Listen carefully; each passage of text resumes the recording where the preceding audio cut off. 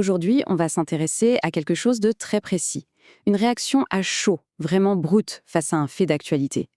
L'idée, ce n'est pas tant d'analyser l'événement lui-même, mais plutôt de décortiquer la façon de penser derrière une prise de parole spontanée, une parole qui en dit long sur les stéréotypes et les frustrations. Et voilà, tout part de là, de cette phrase. C'est une exclamation qui mélange un peu tout, de la fatigue, de la colère, et ça installe tout de suite une tension. C'est vraiment la phrase d'accroche qui nous plonge direct au cœur du sujet. Alors pour bien comprendre cette réaction, il faut qu'on revienne sur le contexte. Il y a eu une attaque sur l'île d'Oléron, et quasi immédiatement, l'événement a été qualifié d'acte terroriste. Et le détail qui met le feu aux poudres, en fait, c'est un cri. D'après les premières infos, l'auteur aurait crié « Allahu Akbar ». Ce seul élément, hop, a suffi pour orienter toute l'interprétation des faits en associant tout de suite cet acte à une communauté religieuse précise. Et c'est justement ce lien direct qui va être au centre de toute la contestation. Et c'est là que ça devient intéressant. Face à cette conclusion un peu hâtive, la personne qui réagit va opposer un argument de pur bon sens, basé sur une logique très terre-à-terre et sur ce qu'il connaît personnellement. Voilà la question au cœur de son scepticisme.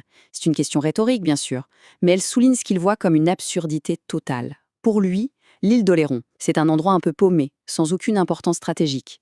Ça ne colle juste pas avec l'image qu'on se fait d'une cible pour un attentat terroriste. Et là, pour appuyer son propos, il ne sort pas une théorie de nulle part.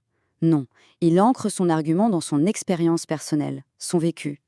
Quand il dit « je sais de quoi je parle », il n'y a rien, il renforce son idée que cet acte n'a pas la portée symbolique ou stratégique d'un attentat qui aurait été planifié. On arrive maintenant au cœur de sa thèse. Une fois qu'il a mis de côté cette idée d'attentat terroriste, il propose une autre qualification pour l'auteur des faits. Et c'est une qualification beaucoup plus simple, beaucoup plus directe. Cette phrase, c'est le point central de son argument. C'est simple. Pour lui, la nature de cet acte, ça ne relève pas de l'idéologie, mais de la folie d'un seul individu. Et l'expression point barre est super importante. Elle montre bien sa volonté de clore le débat, de refuser toute autre interprétation. Et cette distinction, elle est vraiment cruciale dans son argumentation. Il déconnecte complètement l'acte de la religion.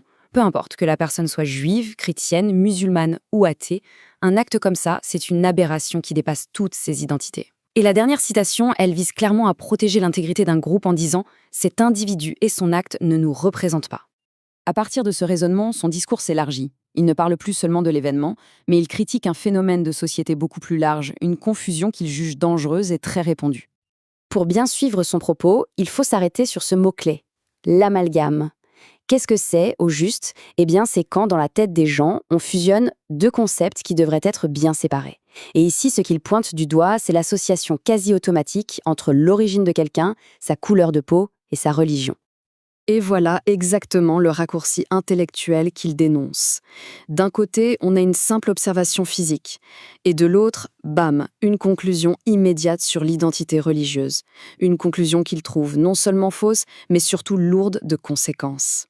Si on décompose la mécanique de pensée qu'il critique, ça donne à peu près ça. En 1, on voit une personne. En 2, on lui colle une étiquette religieuse, sans rien savoir. Et en 3, on l'associe directement à l'acte violent. C'est une chaîne logique qu'il considère comme totalement bancale et dangereuse. Mais il ne s'arrête pas au simple constat de ce stéréotype. Il va plus loin et cherche à savoir d'où ça vient, qui est responsable de cet amalgame.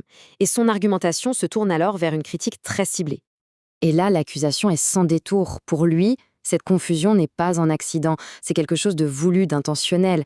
Il y voit une stratégie délibérée de la part des médias pour alimenter une certaine hostilité envers une communauté en particulier. Et le but de tout ça, selon lui, c'est simple, diviser la société. En montant les gens les uns contre les autres, on empêcherait toute forme d'unité. C'est vraiment la conclusion de son analyse, la raison pour laquelle ces amalgames seraient, d'après lui, activement encouragés. Au final, toute cette argumentation nous ramène à une question de fond, une question que pose indirectement cette prise de parole. Au-delà de cet événement précis, la vraie interrogation, c'est comment est-ce qu'on fait, individuellement mais aussi en tant que société, pour casser ces automatismes de pensée ? Comment éviter que la folie d'une seule personne ne devienne le fardeau de tout un groupe ? C'est une réflexion qui, bien sûr, reste totalement ouverte.